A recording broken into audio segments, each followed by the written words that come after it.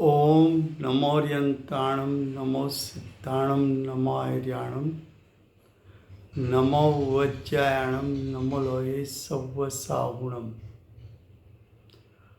मंगलं भगवान् वीरो मंगलं गौतमो गणी मंगलं कुन्दकुन्दार्यो जैनधर्मोऽस्तु मंगलम् ओंकारबिन्दुसंयुक्तं नित्यं जयन्ति योगिनः कामदं मोक्षदं चैव ओंकाराय नमो नमः अहोपकारचिन्हवर्णो कुन्दनो ध्वनिदिव्यनो जेन कुन्दध्वनियाप्या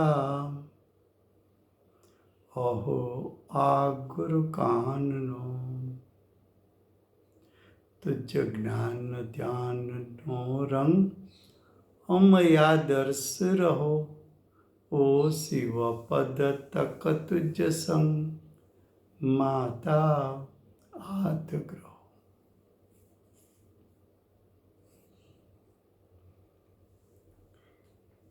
ये समयसार नाम का परम अध्यात्म शास्त्र है। उसमें जीव अजीव अधिकार चलता है। गाथा 44 चलती है, उसकी टीका चलती है।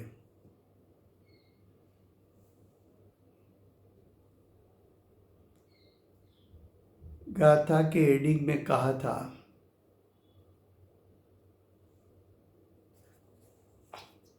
कि ऐसा कहने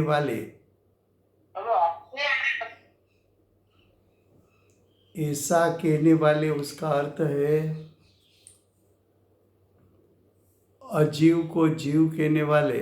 All participants are muted and they can unmute themselves. ऐसा कहने वाले उसका अर्थ है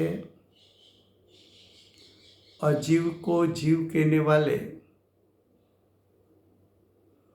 सत्यार्थवादी नहीं है।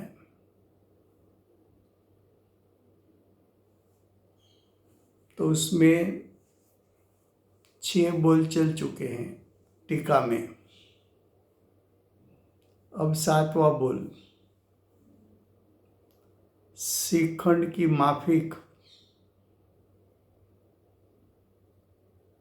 श्रीखंड में दही और शक्कर है।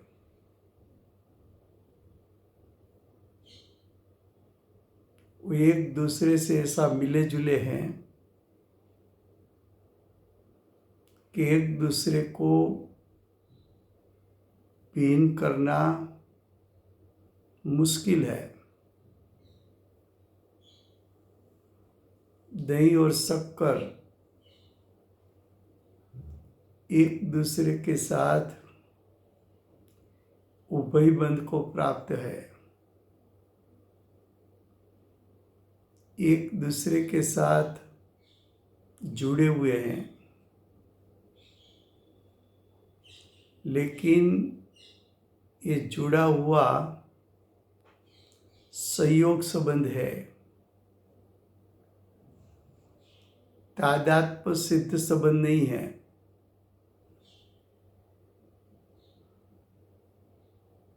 संयोग संबंध में 2 पदार्थ है। दही अलग पदार्थ, उसका स्वभाव खट्टा, और शक्कर भिन्न पदार्थ, उसका स्वभाव मीठा।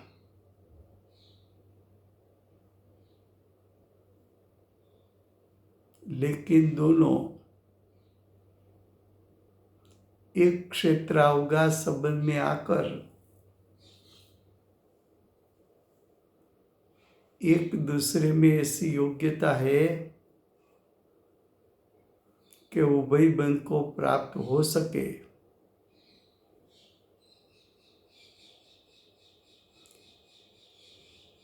शिखंड में दो पदार्थ है, दो सत है। दोनों सत द्रव्य क्षेत्र काल भाव से भिन्न है। दोनों सत की भिन्नता उसके स्वभाव से पहचान सकते हो।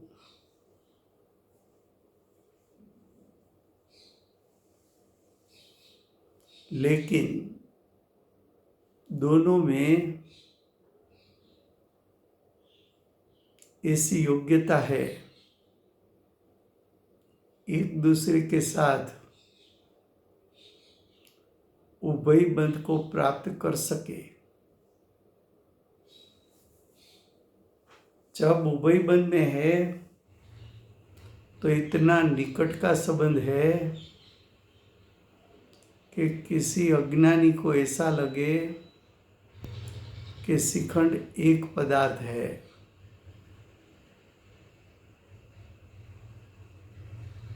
ऐसा शिखंड का स्वरूप है। उस शिखंड का दृष्टांत दिया। शिखंड की माफक उभयात्मक यानी शिखंड शक्कर से बंधा हुआ,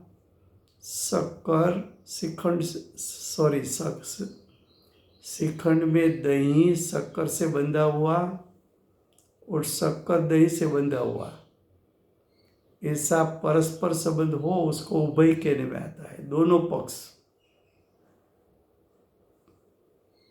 उभयात्मकपणे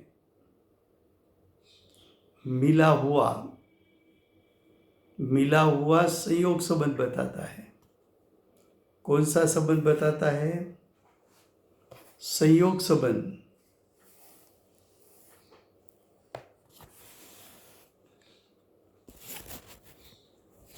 तो देखो, दोनों के बीच में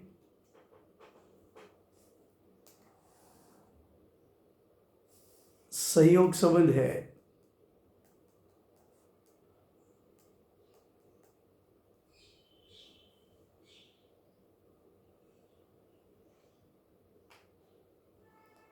अब आगे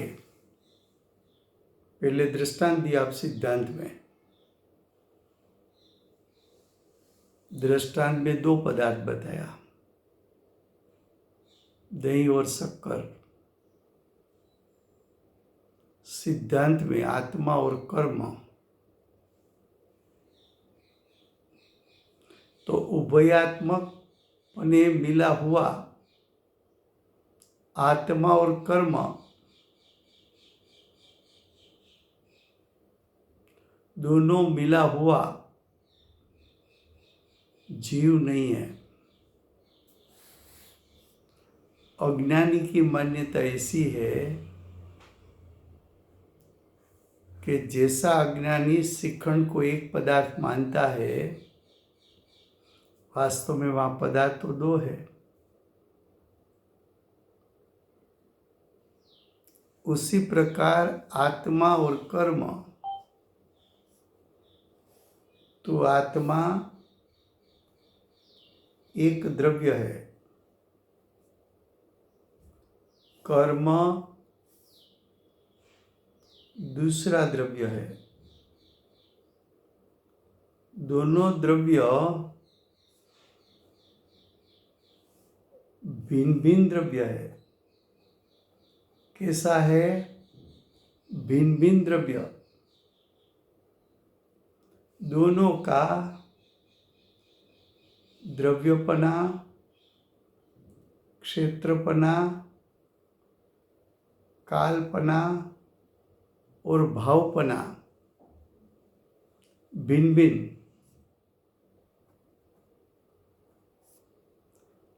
आत्मा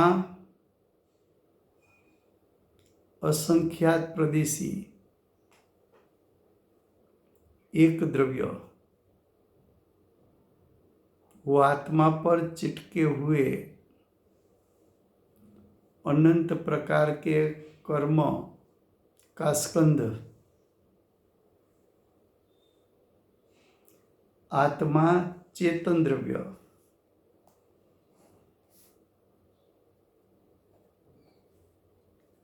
कर्म अचेतन द्रव्य, दोनों स्वभाव से भिन्न, आत्मा अमूर्तिक, कर्म मूर्तिक। कर्म कैसा है? मूर्तिक। आत्मा अरूपी, कर्म रूपी। कर्म अवधि ज्ञान का विषय रूपी।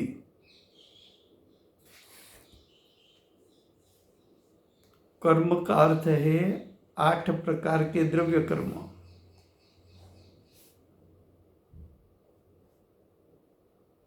आठ प्रकार के द्रव्य कर्म। जीव और कर्म दोनों में योग्यता ऐसी है कि जीव कर्म के साथ संयोग में आ सकता है, कर्म आत्मा के साथ संयोग में आ सकता है। दोनों में ऐसी योग्यता है कि आत्मा कर्म के साथ बंध को प्राप्त हो सकता है, कर्म आत्मा के साथ बंध को प्राप्त हो सकता है।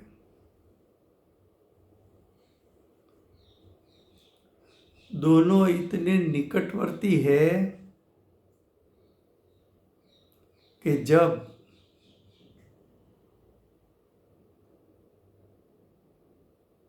जीव और देह भिन्न होते हैं तभी भी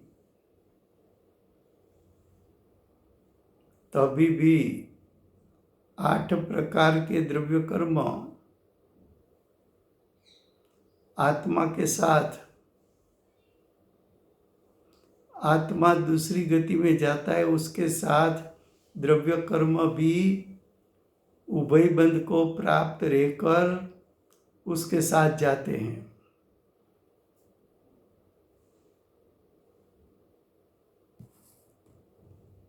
ऐसा निकटवर्ती संबंध देखकर, जीव और कर्म के बीच में उभय बंध को देखकर, जीव और कर्म के बीच में एक क्षेत्रावकाश संबंध देखकर, जीव और कर्म के बीच में निमित्त नैमित्तिक संबंध देखकर, जीव और कर्म के बीच में उभयात्मक संबंध देखकर अज्ञानी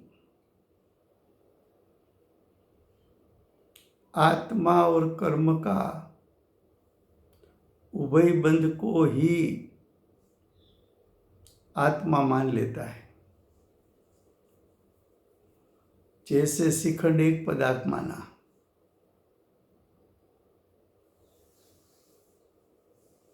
लेकिन आत्मा और कर्म जब एक पदार्थ लगता है तब आत्मा ने अपना स्वभाव चेतनपना का त्याग नहीं किया।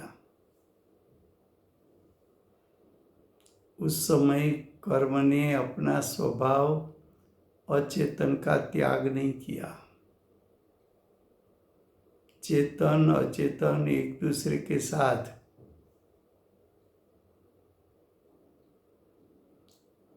प्रवेश नहीं कर सकते। चेतन अचेतन में प्रवेश कर दे तो चेतन अचेतन हो जाएगा, और अचेतन चेतन में प्रवेश कर ले तो अचेतन चेतन बनता हो जाएगा। ऐसा तो होता नहीं है।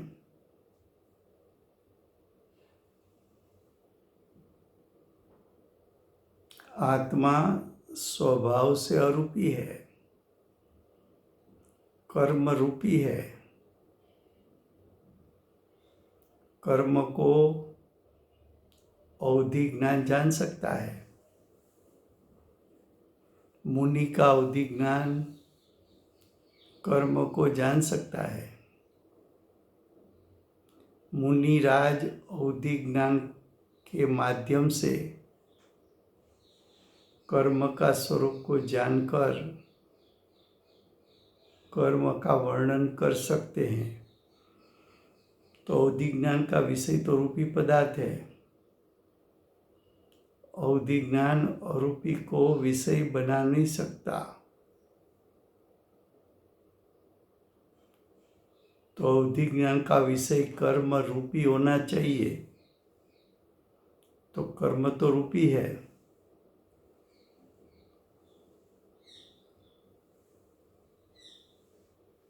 आत्मा अस्पर्श रस अगंध अवर्ण स्वरूप है। यानी आत्मा में स्पर्श रस गंध वर्ण नहीं है। कर्म तो पुद्गल है, वो तो स्पर्श रस गंध वर्ण से सहित है।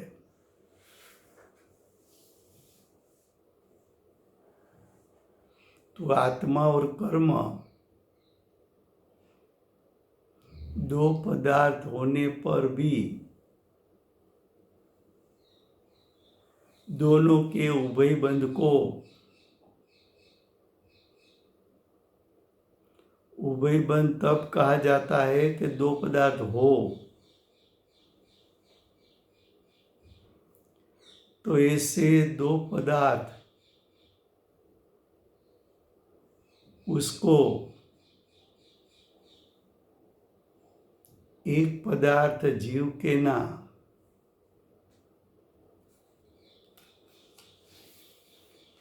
तो दो पदार्थ में दो पना होने पर भी एक पदार्थ कहने वाला परमार्थवादी नहीं है, सत्यार्थवादी नहीं है।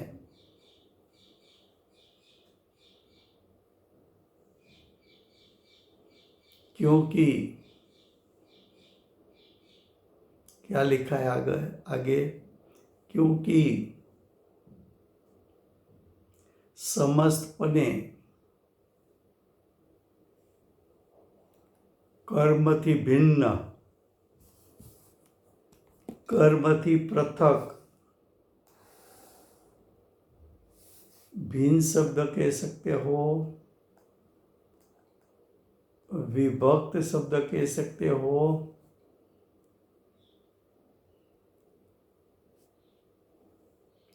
पृथक शब्द कह सकते हो।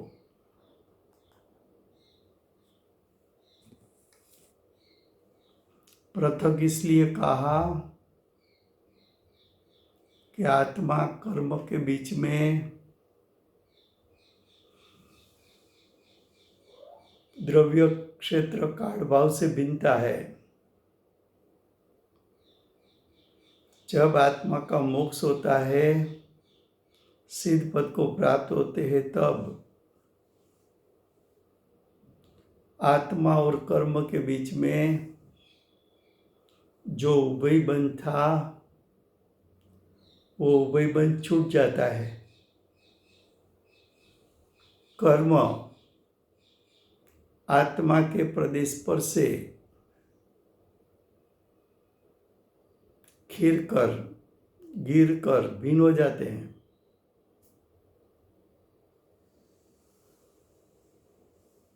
तो कर्म के स्कंद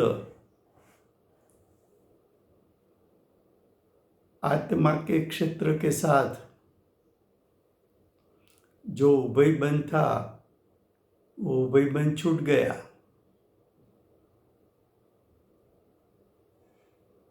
क्योंकि आत्मा और कर्म के बीच में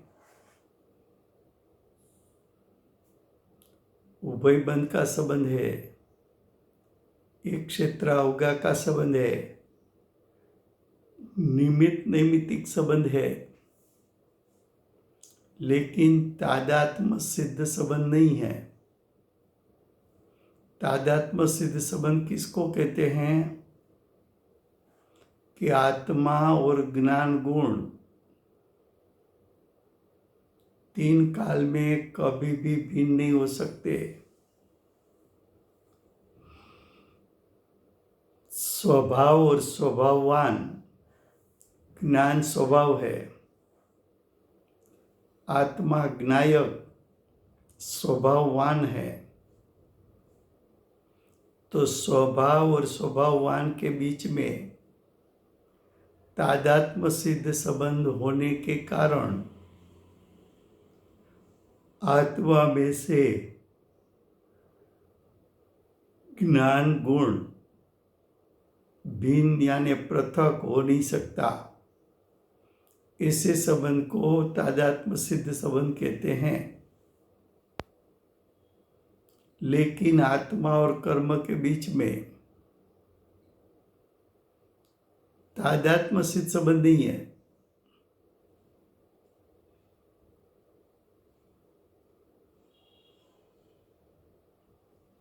लेकिन जब अज्ञानी जीव चार गति में देह परिवर्तन करेगा तब आयुष कर्म उस गति का पूरा हुआ। तो आयुष कर्म पूरा हुआ तो आयुष कर्म के कारण जीव और कर्म एक दूसरे के साथ जीव और शरीर एक दूसरे के साथ बंधा हुआ था। वो बंधन तो आयु कर्म के कारण था। तो देह परिवर्तन हुआ, आयु कर्म पूरा हो गया, तो जीव और देह भिन्न हो सकते हैं। लेकिन जीव और कर्म के बीच में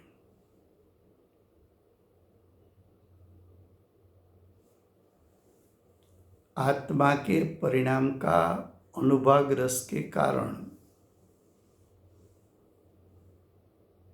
कसाई के कारण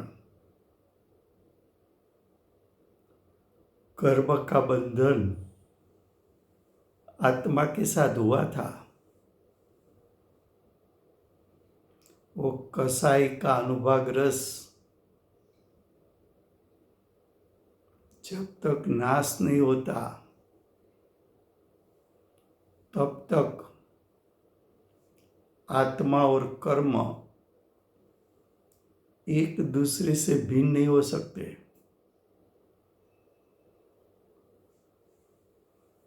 इसलिए देह परिवर्तन होता है तब 8 प्रकार के कर्म आत्मा के साथ उभय बंध को प्राप्त रहकर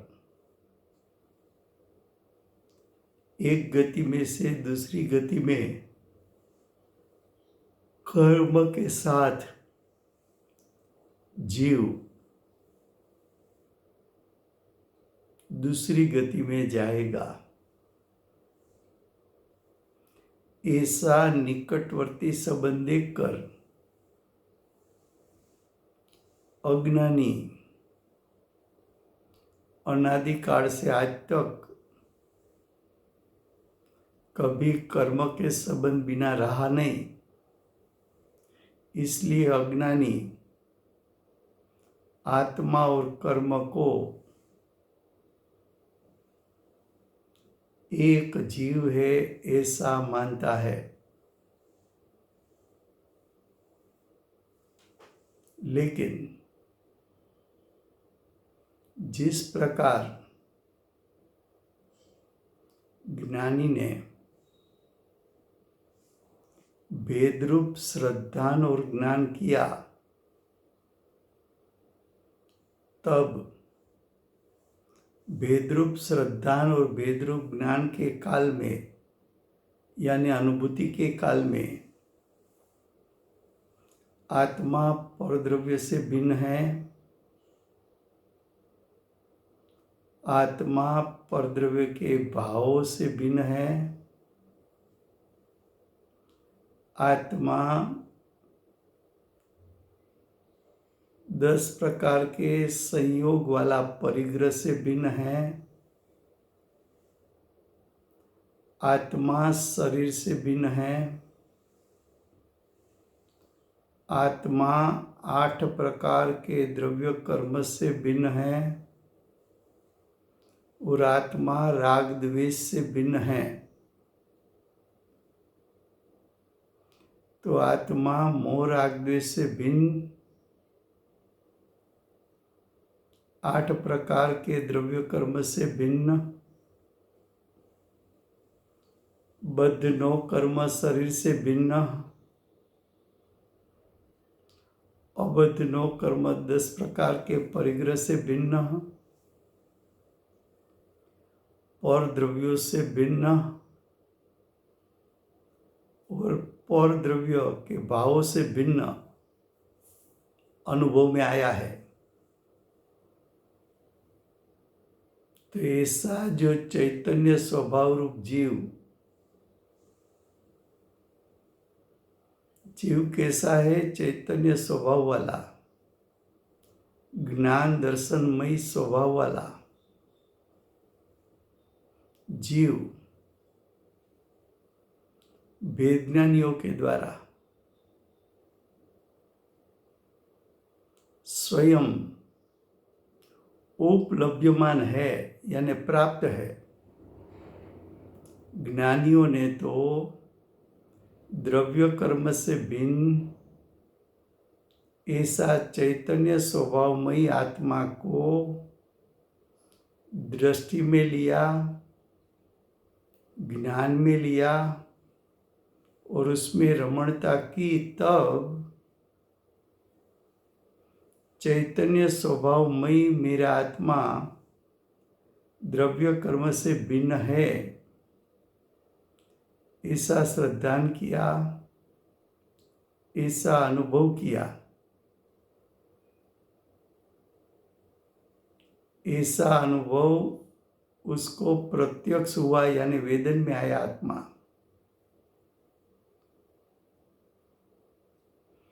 तो ज्ञानी सत्यार्थवादी आत्मा 8 कर्म से भिन्न है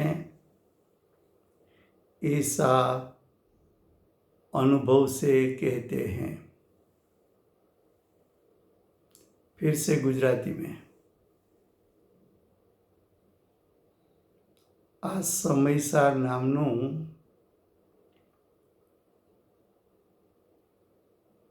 પરમ અધ્યાત્મ શાસ્ત્ર છે। જીવ અધિકાર ચાલે છે।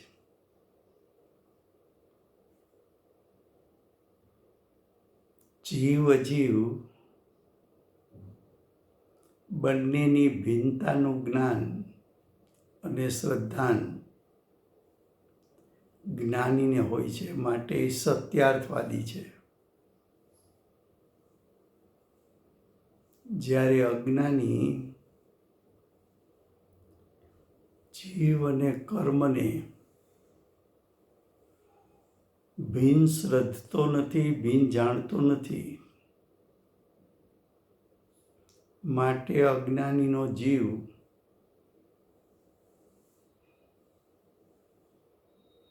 असत्यार्थवादी છે, એટલે કે જૂઠો છે।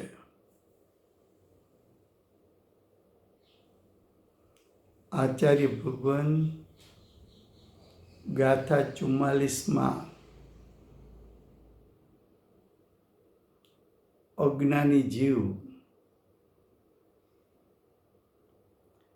કોને કોને કેવા કેવા અજીવને જીવ માને છે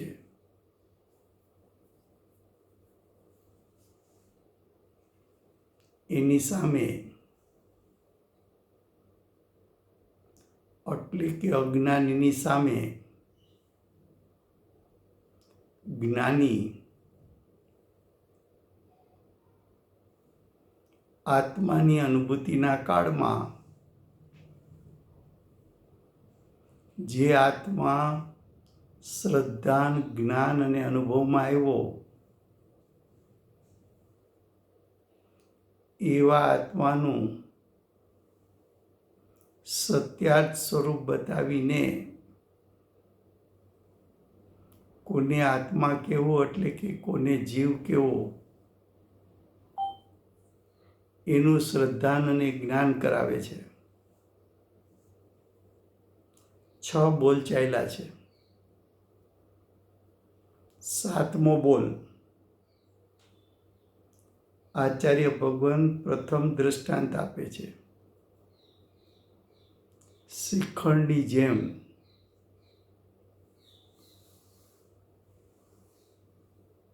ચમચાથી શ્રીખંડ લ્યો તો દહીં અને સાકર બંને સાથે આવે.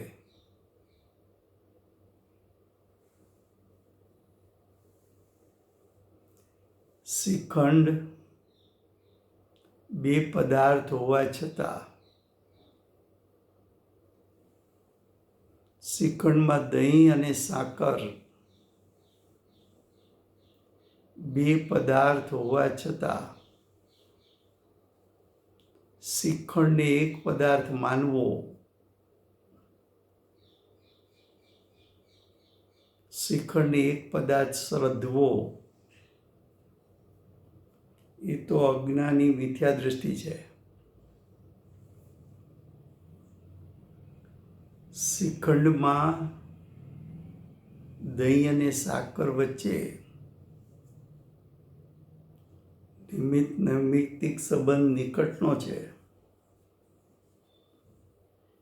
દહીં અને સાકર વચ્ચે એક ક્ષેત્રાવગા સંબંધ નિકટનો છે. દહીં સાકર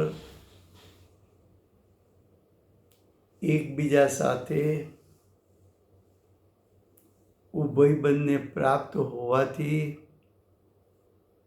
નિકટ સંબંધ વર્તી છે. દહીં સાકર સાથે ઉભયબંધને પ્રાપ્ત થઈ શકે એવી યોગ્યતા છે. સાકર દહીં સાથે ઉભયબંધને પ્રાપ્ત થઈ શકે તેવી યોગ્યતા છે.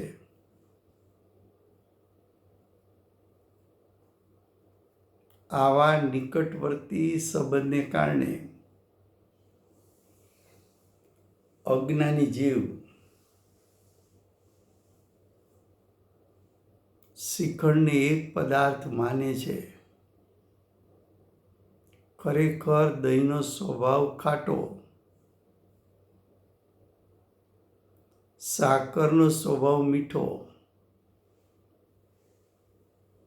બંને વચ્ચે સ્વભાવથી જુદાઈ.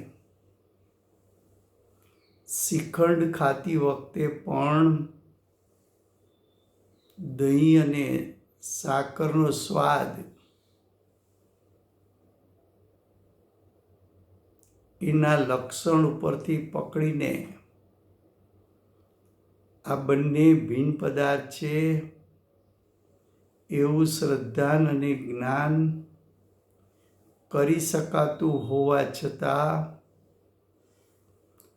અજ્ઞાની ઉભયબંધને પ્રાપ્ત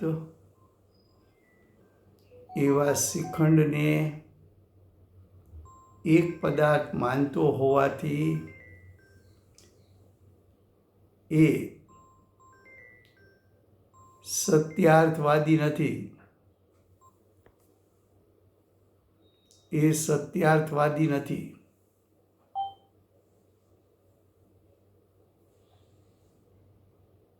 તો શ્રીખંડના દ્રષ્ટાંતમાં એમ કીધું, શ્રીખંડની જેમ ઉભયાત્મકપણે મળેલા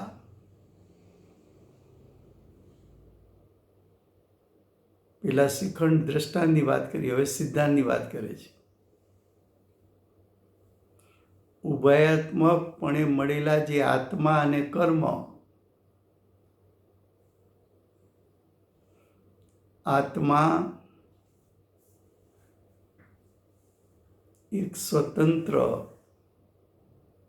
દ્રવ્ય છે. 8 પ્રકારના કર્મ સ્વતંત્ર જુદું દ્રવ્ય છે. પણ આત્મા અને કર્મ બંને વચ્ચે નિમિત્ત નૈમિત્તિક સંબંધ નિકટવર્તી થયો છે. આત્મા અને કર્મ વચ્ચે એક ક્ષેત્રાવગાપણું એવો નિકટવર્તી સંબંધ થયો છે.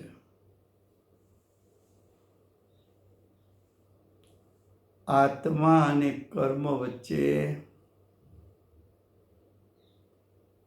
ઉભયબંધ એવો નિકટવર્તી સંબંધ થયો છે. આત્મા કર્મથી બંધાયેલો છે, કર્મ આત્માથી બંધાયેલો છે. આત્મા અને કર્મ વચ્ચેનો નિકટવર્તી સંબંધ અજ્ઞાની જીવને અનાદિકાળથી ચાલ્યો આવે છે. જેમ ખાણમાંથી મળેલું માટી અને સોનું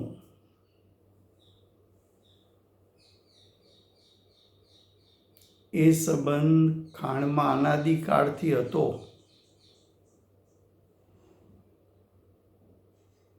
એમ જીવન એ કર્મ વચ્ચેનો ઉભયબંધ અનાદિકાળથી અજ્ઞાનીને છે. એવા નિકટવર્તી સંબંધના કાળે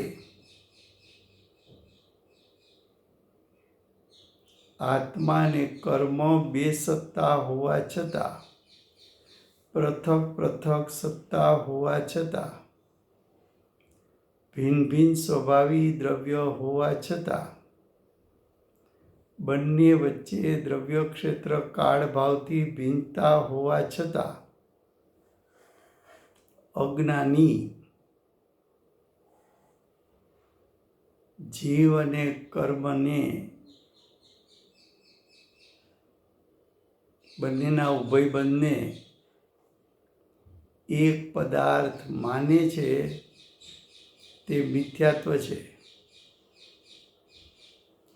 એક પદાર્થ છે એવું જ્ઞાન કરવું એ અજ્ઞાન છે, મિથ્યા જ્ઞાન છે.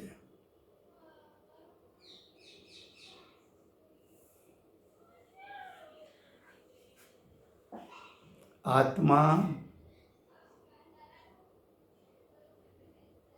ચેતનવંતો પદાર્થ છે, કર્મ અચેતન પદાર્થ છે. આત્મા સ્પર્શ રસ ગંધ વર્ણથી રહિત છે, કર્મો સ્પર્શ રસ ગંધ વર્ણવાળા છે.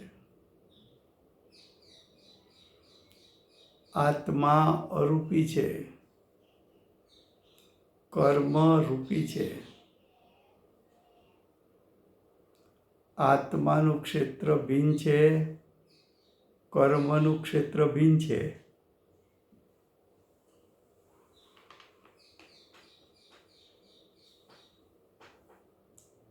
એક ચેતન દ્રવ્ય છે, બીજું અચેતન દ્રવ્ય છે. આવી ભિન્નતાનું શ્રદ્ધાન અને જ્ઞાનીઓને થતા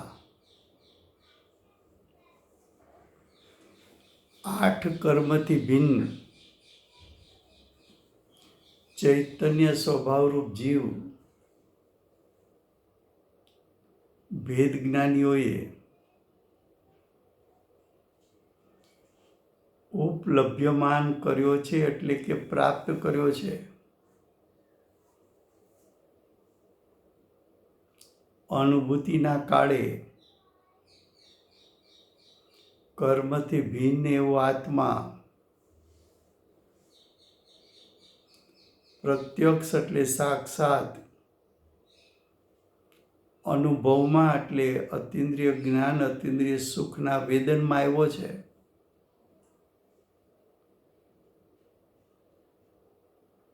ત્યારે આચાર્ય ભગવાન એમ કહે છે કે જીવ અને કર્મ ભિન્ન ભિન્ન પદાર્થો છે, એવું અમે અનુભવ્યું છે. આમ જીવ અને કર્મ બંને વચ્ચે ભેદરૂપ શ્રદ્ધાન ભેદરૂપ જ્ઞાન કરીને આત્મ સ્વરૂપને પ્રત્યક્ષ બનાવીને આત્માના યથાર્થ સ્વરૂપનું શ્રદ્ધાન જ્ઞાન અને અનુભવ કરીને જ્ઞાની 8 પ્રકારના કર્મને ભિન્ન કરીને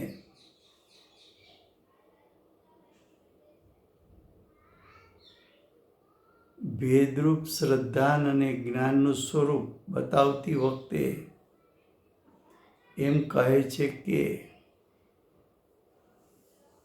આત્મા અને કર્મ શિખંડની જેમ હોવા છતાં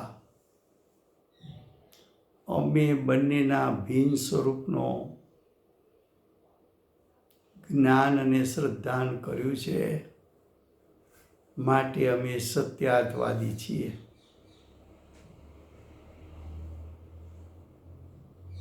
अब 7वां बोल 8वां बोल सॉरी. अर्थ क्रिया में समर्थ. अर्थ क्रिया शब्द आया था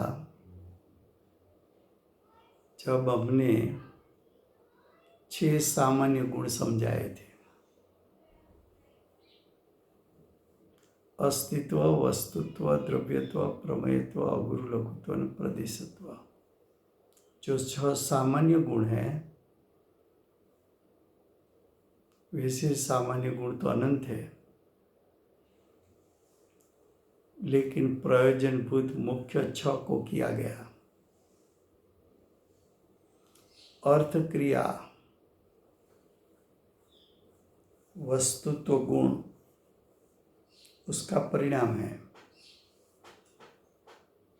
जो वस्तु यानी द्रव्य है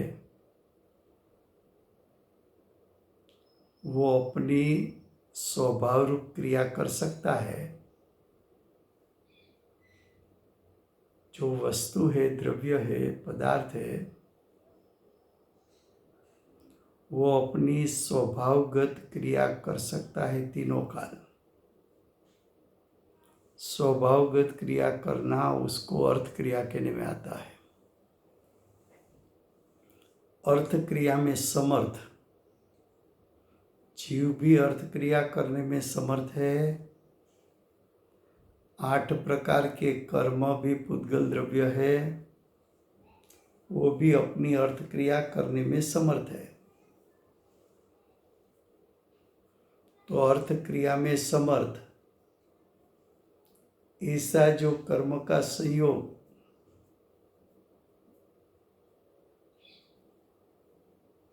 वो भी जीव नहीं, क्योंकि 8 काष्ठ का संयोग से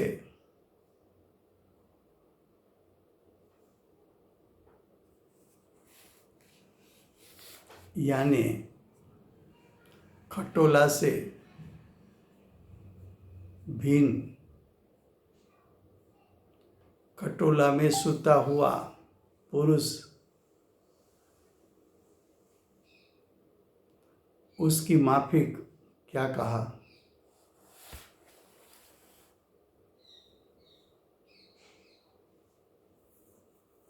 यह दृष्टांत में खाटलाમાં સૂતેલો પુરુષ લીધો.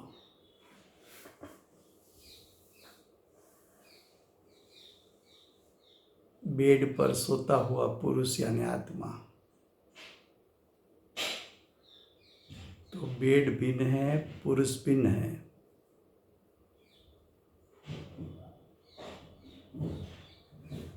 वो भिन्न दिखने में भी आता है, स्थूल है. सोया हुआ पुरुष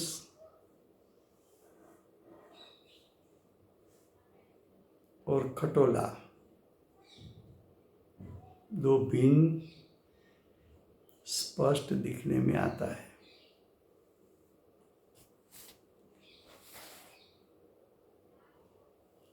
उसी प्रकार ऐसा दृष्टांत क्यों दिया कि जैसे खटोले पर सोया हुआ पुरुष है, उसी प्रकार आत्मा के प्रदेश पर रुके हुए कर्म हैं. जैसा खटोला पर रुका हुआ पुरुष है, तो पुरुष एक द्रव्य, खटोला दूसरा द्रव्य. तो आत्मा का क्षेत्र, उस पर रुका हुआ 8 प्रकार के कर्म, दोनों भिन्न पदार्थ है.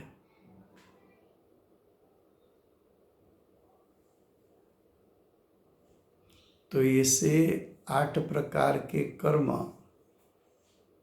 ऐसे संयोग से भिन्न क्या कहा आगे? कर्म संयोग से भिन्न अन्य यानी आत्मा, चैतन्य स्वभाव रूप जीव,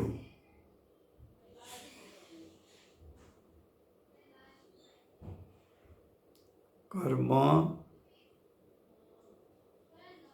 और आत्मा, द्रव्य क्षेत्र काल भाव की भिन्नता, स्वभाव की भिन्नता.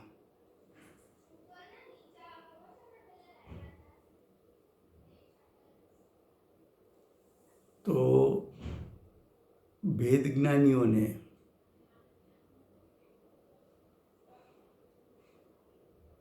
जिस प्रकार खटोला पर सोया हुआ पुरुष है, उसी प्रकार आत्मा के क्षेत्र पर, प्रदेश पर रुका हुआ कर्म है.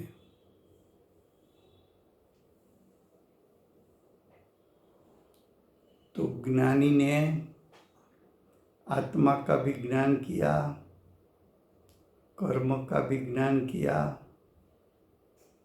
दोनों की सत्ता की भिन्नता का भी ज्ञान किया, और दोनों के स्वभाव से जाना.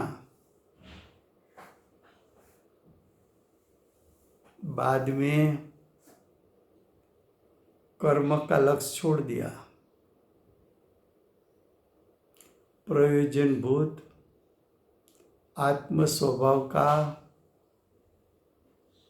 जब लक्ष्य हुआ, वो लक्ष्य स्वयं किया.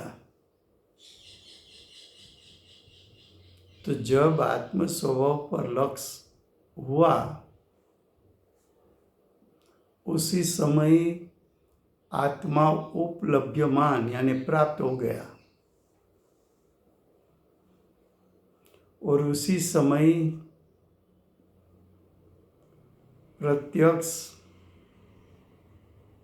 जैसा आत्मा का स्वभाव रूप परिणाम है, उसका वेदन हुआ, अनुभव हुआ। तो देखो,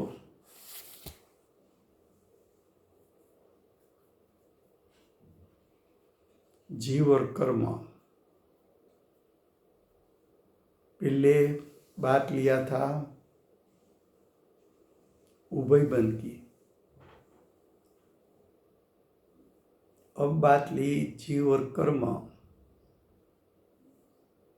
कि आत्मा का सत, आत्मा का क्षेत्र, उस पर रुका हुआ कर्म, वहां दो सत्ता भिन्न ली।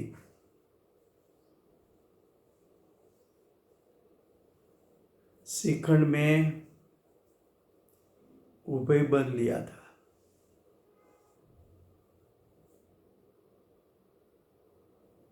यहाँ जीव और कर्म दोनों एक क्षेत्र पर होने पर भी दोनों की सत्ता भिन्न भिन्न सत्ता है, ऐसा लिया।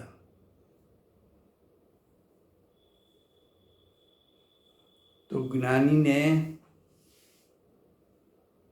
आत्मा का स्वक्षेत्र, कर्म का पर क्षेत्र, स्वक्षेत्र पर क्षेत्र के बीच में भेदरूप श्रद्धान और ज्ञान करके पर क्षेत्र का लक्ष्य छोड़ के स्वक्षेत्र का लक्ष्य करके आत्मा को उपलभ्यमान यानी प्राप्त करके आत्मा के स्वरूप का श्रद्धा ज्ञान अनुभव करके बताया कि कर्म से आत्मा की सत्ता भिन्न है। तो कर्म अजीव है और उससे भिन्न आत्मा की सत्ता प्राप्त हो सकती है, अनुभव में आ सकता है।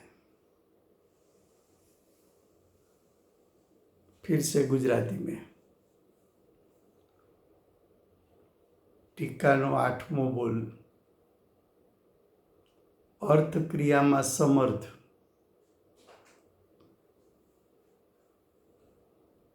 अर्थ क्रिया એટલે પરિણામ। વસ્તુત્વ ગુણ નામનો એક સામાન્ય ગુણ છે। સામાન્ય ગુણ એને કહેવાય કે છ દ્રવ્યમાં હોય તો વસ્તુત્વ નામનો છ દ્રવ્યમાં એક ગુણ છે। એનું કાર્ય જેવો દ્રવ્ય સ્વભાવ છે એને અનુરૂપ ક્રિયા કરવી।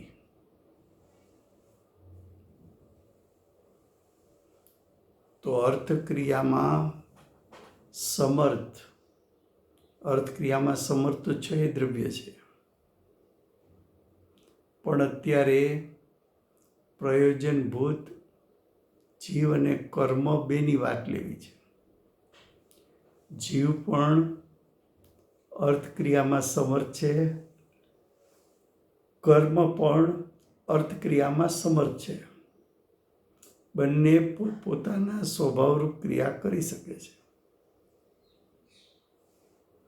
તો અર્થક્રિયામાં સમર્થ એવો જે કર્મનો સંયોગ કીધો।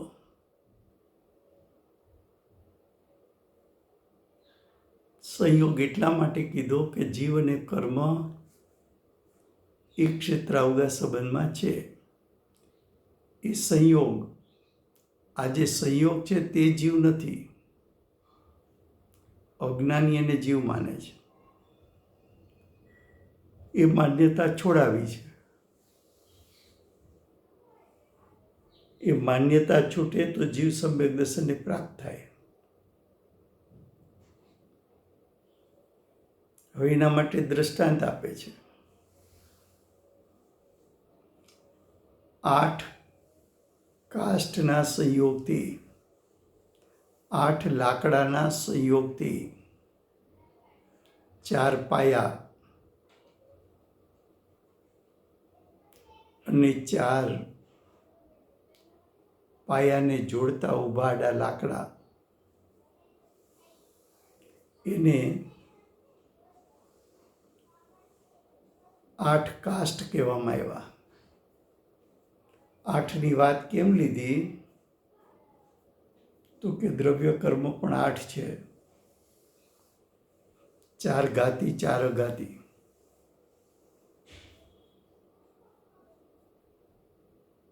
તો આવા 8 લાકડાથી બનેલો ખાટલો, એના સંયોગથી એટલે ખાટલાના સંયોગથી જુદો એટલે ભિન્ન ખાટલામાં સૂતેલો પુરુષ, ખાટલો જુદો દેખાય છે, પુરુષ જુદો દેખાય છે. સ્થૂળ દ્રષ્ટાંત લીધો, નજરે જોઈ શકાય એવો. જેમ ખાટલો એનું ક્ષેત્ર જુદું અને પુરુષનું ક્ષેત્ર જુદું, એ દ્રષ્ટાંત પ્રમાણે તેની જેમ કર્મ સંયોગથી જુદો આત્મા અસંખ્યાત પ્રદેશી છે. એ આત્માના અસંખ્યાત પ્રદેશે આવીને 8 પ્રકારના કર્મ રોકાયેલા છે. પણ એ કર્મ આત્માથી જુદા છે. ખાટલાથી પુરુષ જુદો છે, આત્માથી કર્મ જુદા છે. જુદાઈ કેવી રીતે નક્કી થાય? તો કે આત્મા એ તો ચૈતન્ય સ્વભાવ રૂપ જીવ, જીવ કેવો છે? ચૈતન્ય સ્વભાવ રૂપ. તો જીવની અર્થક્રિયા કેવી હોય? તો કે ચૈતન્ય સ્વભાવમય.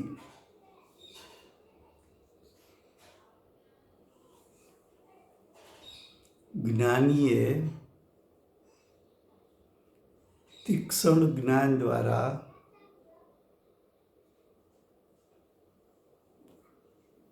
અનુભૂતિના કાળે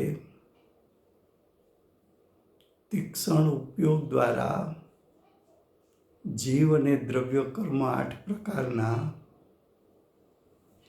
બંનેની સત્તા, બંનેનું ક્ષેત્ર ભિન્ન છે એવું યથાર્થપણે શ્રદ્ધાન અને જ્ઞાન કર્યું. અને પ્રત્યક્ષ તે કાળે આત્માનો અનુભવ કર્યો. અનુભવમાં ભિન્ન આત્માનું સ્વરૂપ શ્રદ્ધાન અને જ્ઞાનમાં આવ્યું. માટે જ્ઞાનીએ કહ્યું કે આત્મા કર્મના સંયોગથી ભિન્ન છે. માટે જ્ઞાનીનું કથન એ સત્યાર્થવાદી કથન છે. આ રીતે અન્ય કોઈ બીજા પ્રકારે કહે ત્યાં પણ આ જ યુક્તિ જાણવી.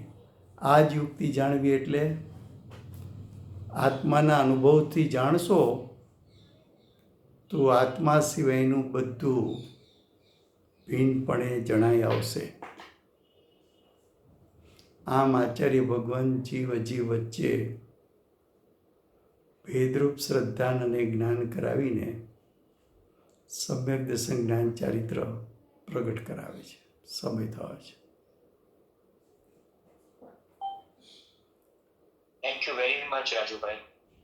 આખરી શાસન નાયક બાલ બ્રહ્મચારી મહાવીર ભગવાનનો જય હો.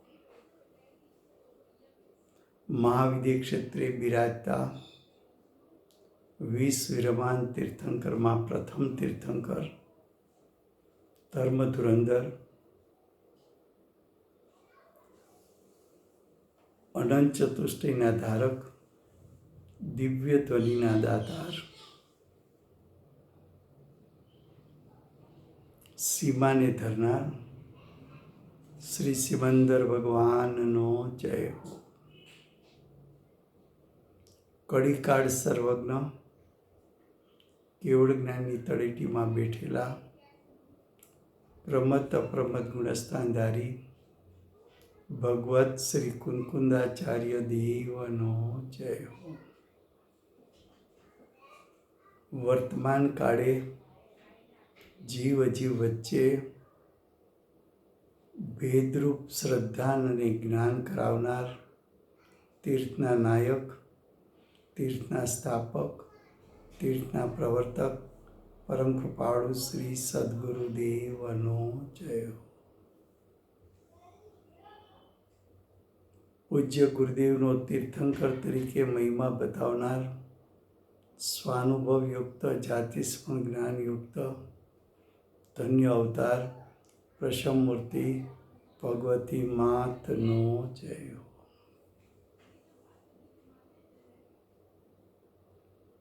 ભેદ જ્ઞાનમાં નિમિત્તરૂપ અષ્ટજિનવાણી માતનો જય હો. પૂજ્ય ગુરુદેવ અને પૂજ્ય માતાજીની સાધના ભૂમિ સુવર્ણપુરી ધામનો જય હો.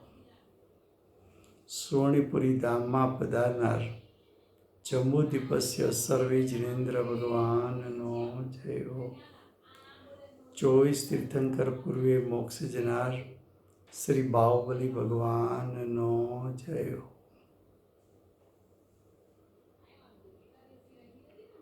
વર્તમાન ગુરુ અને ધાતુકી વિદ્ય ક્ષેત્રના ભાવિ તીર્થંકર શ્રી સૂર્યકીર્તિનાથ ભગવાનનો જય હો. સૂર્યકીર્તિનાથ ભગવાનના સમોસ્વરના મુખ્ય ગણધર દેવેન્દ્ર કીર્તિનાથ ભગવાનનો જય હો. પરમ દિગંબર જૈન ધર્મનો જય હો. સમય થયો છે. જય જીનેન્દ્ર રાજુભાઈ, જય જીનેન્દ્ર.